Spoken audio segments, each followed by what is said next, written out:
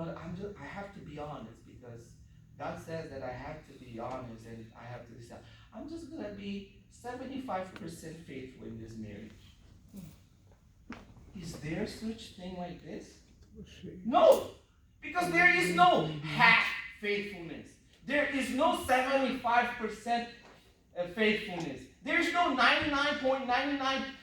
No, either you are faithful or you're not. You can be faithful 9 times, but if you fail on the 10th time, then you're unfaithful. You can be faithful 364 days of the year, but one day you are unfaithful, then you are unfaithful. That's why at this moment, the last moment, the moment that Joshua is about to say, this is my last message to you as your leader. He challenged God's people. And the first challenge is have a proper relationship with God. Don't have a half commitment, a half relationship. Commit yourselves fully to the Lord. Have a relationship that you fear the Lord and you serve Him in sincerity and faithfulness. And the second thing that He challenged God's people is He puts the options before them. We see this at the end of verse 14 and beginning of verse 15. Look what it says here. Put away the gods that your fathers served beyond the river and in Egypt, and serve the Lord. And if it is evil in your eyes to serve the Lord, choose this day whom you will serve, whether the gods your fathers served in the region beyond the river, or the gods of the Amorites in whose land you dwell. Remember what I said? That God's people was extremely idolater? Because they were. When they were in Egypt, instead of worshiping God, what did they do?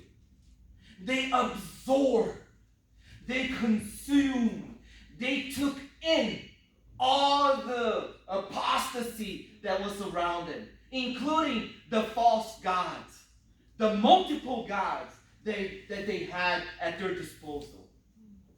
And they only went to the Lord when things were really in trouble. That's what I see in the Bible. They were not faithful all the time. No. But they were back and forth. And I believe that that's why Joshua is challenging God's people. Fear the Lord. And he puts the options before them because there were the idols from the past. The idols that your fathers used to worship beyond the river in Egypt. Because they brought all those gods with them.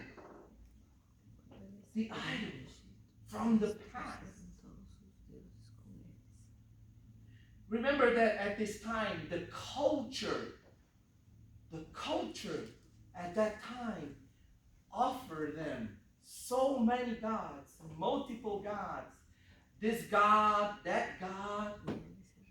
And God's people, they all went after those gods.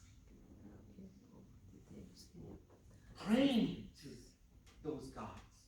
Offering sacrifices to those gods. Making idols with their hands.